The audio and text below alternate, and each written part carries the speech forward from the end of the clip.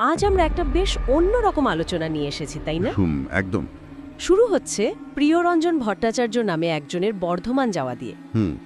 প্রিয়রঞ্জন ভট্টাচার্য বর্ধমান যাচ্ছিলেন। ঠিক কেন যাচ্ছিলেন মানে কারণটা পরিষ্কার করে বলা নেই বিবরণে। আচ্ছা, তবে ওই যাত্রাপথেই দত্তভিলা নামের বাড়িটার কথা উঠে আসছে। বর্ধমান তো পুরনো শহর, অনেক এরকম পুরনো বাড়ি থাকতেই পারে, কিন্তু এই দত্ত ভিলাটা ওনার যাত্রার সঙ্গে জুড়ে গেল কিভাবে? সেটাই মনে হচ্ছে যেন এটা ওনার গন্তব্য ছিল, বা অন্তত সেখানে থাকার কোনো ব্যবস্থা হয়েছিল। বিবরণ থেকে যা বোঝা যায়, তিনি বাড়িতে পৌঁছান একটু অন্যরকম সময়।